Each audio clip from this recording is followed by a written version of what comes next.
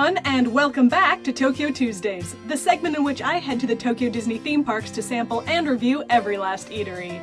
For our 23rd episode, we're headed to Tokyo Disneyland's newest eatery, as of the recording of this video, Plazma Ray's Diner. Plazma Ray's Diner is located in the space that used to be occupied by the Plaza restaurant.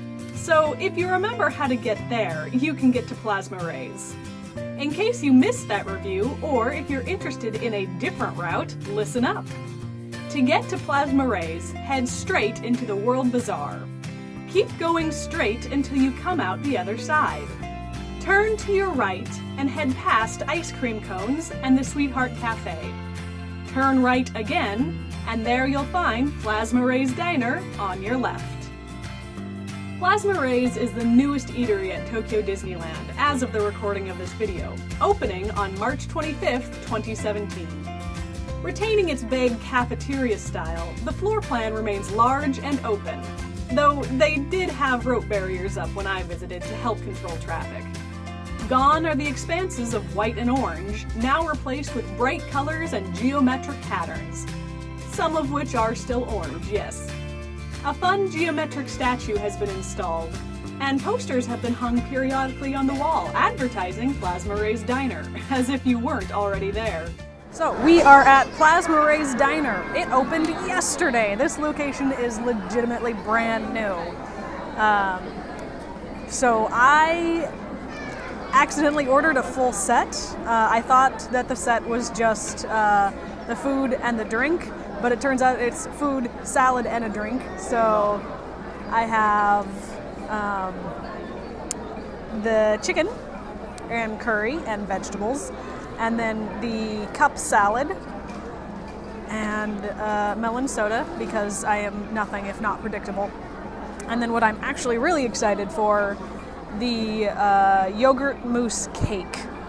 I'm really excited to find out what percentages those three things are in relationship to one another in this dessert. Is it more yogurt? Is it more mousse? Is it more cake? I don't know. Let's find out.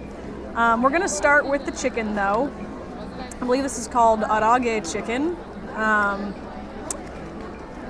One of my early attempts at translating the menu, I get a magazine called Disney Fan, and that's how I learned that this place was opening, because I don't pay attention to things otherwise. But I tried to read the menu off that, and I got small children running around. I thought that this was called hail chicken, which sort of makes sense. It's got some sort of like little rock covering. I don't know. Let's try it. First reaction, not a big fan of the curry. I'm not sure if it's supposed to taste like this, but it tastes a little burnt. They are doing gangbuster business today, so it's not entirely out of the question that, you know, something got left on the burner too long and they're just using it because they absolutely have to. Yeah, I'm getting weird looks. It's always my favorite. The chicken is good. I'm just not sold on the curry. Let's see if I can't describe this curry. So most of the flavor I'm getting on this is more towards the back of my tongue, which makes me think bitter. A little bit of a sweet taste to it. And I would describe it as rustic. Like that helps at all. Yeah, I wouldn't even really call this a curry. There's zero spice to it at all. No, let's try the vegetables. Baby corn. Baby corn is sweet. Pepper and onion medley. Pepper and onion medley is fine. Nope, there's little beans in here. Are these lima beans? So far the vegetables are the best part of this curry. Move on to the cup salad.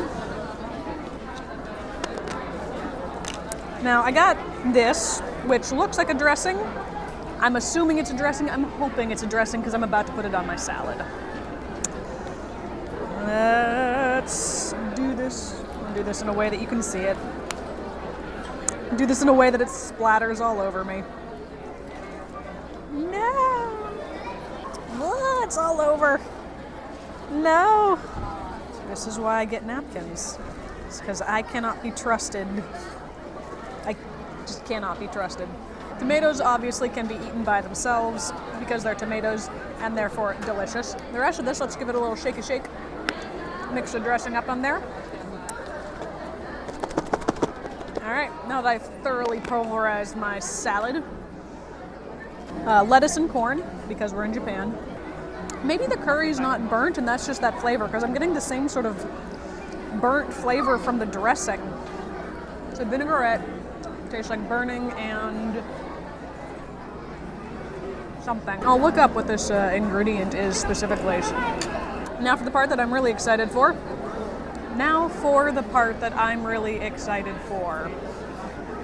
That's some grammar right there. Now for the part I'm really excited about. Yogurt mousse cake. Let's find out what percentages of this is in that. First of all, let's eat this. I'm assuming white chocolate. Yep, white chocolate. Let's cut into this. So there's that.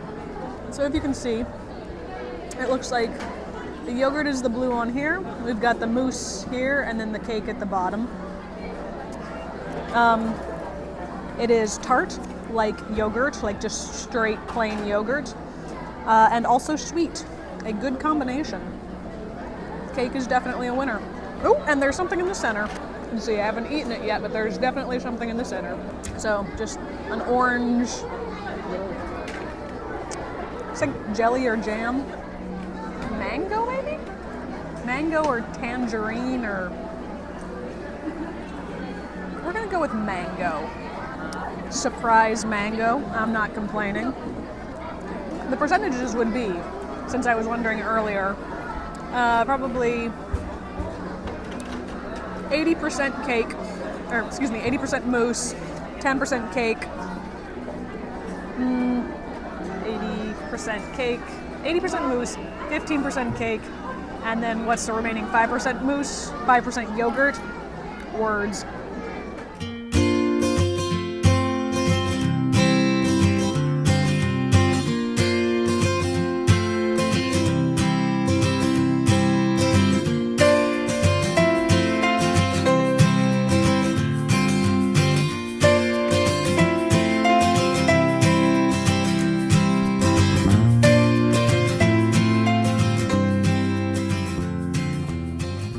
Now that we're back, how'd it rate? Service. Service is a 4 out of 5. Now, normally I don't give 4 out of 5s to counter service locations, simply because there's not usually that much interaction to base your rating off of. However, in Plazma Ray's case, I feel like it's warranted. I was there literally the second day it was open, and it could have been a complete madhouse. But instead, they were putting forth mad effort to make sure that wasn't the case. From the instant you walked in, regardless of which door you walked in from, there was a besuited employee waiting to help you out. Like, legit suit, actual suit. They would direct you into a rope barrier style line, like rope barriers from the door to the counter and then from the counter to the seating areas. They had everything broken into rope barriers just to keep people from colliding into one another. After you got your food and made it to the seating area, there was another besuited employee waiting to help you find a table that was open. I really liked this because it prevented people from putting their bags and things on a table and then getting food. Honestly, the entire thing just exuded this aura of, yeah, we know, we are trying. And I really appreciate that effort. Meanwhile, at the counter itself, the woman I spoke with was an absolute joy. I don't know how long she had been on shift, but she was cracking jokes, she was smiling, she was laughing, she was literally just a joy to talk to. So 4 out of 5. Atmosphere. Atmosphere is a 3 out of 5. They've definitely improved things from when this was the Plaza restaurant. They've taken the triangular shape of the windows and run with it, putting geometric shapes all over everything. They've also installed a nice art piece in the center of the restaurant, which looks appropriately futuristic, if not a little bit corporate. I will say there is still a lot of blank wall space, and I feel like they could have pushed the idea of plasma rays a little bit further. I was expecting something a little more retro-futuristic, if that makes sense, like the Jetsons. More chrome and rings on things. Still, it is a definite improvement. One that could have been pushed further, but improvement nonetheless. 3 out of 5. Price point. Price is a 2 out of 5. The value here might be better if you order a different dish, but out of the set that I tried, the only thing I really enjoyed was the drink. And it wasn't even a specialty drink, it was just your regular run-of-the-mill melon soda. So yeah. The cake I really enjoyed, but it was also a lot smaller than I thought it would be based on the photographs. And unlike the mochi desserts at the Plaza restaurant, I was not all caked out by the time I finished eating. I could have eaten a lot more cake, so that sort of brings the value down on that. I don't know, maybe try a different main dish. The sets come with a salad, a main dish, and a drink, which is a nice set, I think. It's nice that it comes with a salad too, rather than fries. But if you don't enjoy the salad and you don't enjoy the main dish, then the value's really not that great. 2 out of 5. The food itself. As you can probably tell from the previous point, the food is a 2 out of 5. The chicken itself was fine, but the curry really did taste off to me. I looked it up later and saw that it's a miso-based curry. And I've had plenty of miso-based products in the past, but this one I did not enjoy. The cake was really good, and it's quite possible that the other items on this menu are also quite good. But as for what I had, I have to give it a 2 out of 5. Overall rating. Overall, this gives Plazma Ray's Diner an average rating of 2.75, which I'm gonna leave there. Honestly, this location disappointed me a little.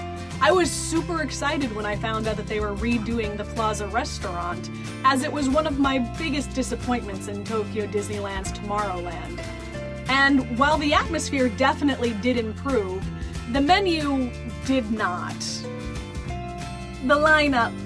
With a 2.75 out of 5, this ties Plazma Ray's Diner with the Light Bite Satellite, Mysterious Island Ice Cream, and Gondolier Snacks. I'm going to slot it in just below Gondolier Snacks, earning it 19th place on the master list. Honestly, I do want to come back to this location at some point, maybe after the pandemonium of being new has died down. Meanwhile, on the counter service location, it's facing a very similar group of ties and coming in a very similar location, this time earning 14th place. So, that's it for this week. Come back next week if you want to find out where I'll be then. Hint, it's about time I visited this location. If you have any suggestions or comments, feel free to leave those down below. We'd love to hear from you. Give this video a big ol' thumbs up and subscribe to the channel if you like what we do. We'd surely appreciate it. If social media is more your flavor, you can find us there. Links to that in the description box below, and I will see you next week for another Tokyo Tuesday.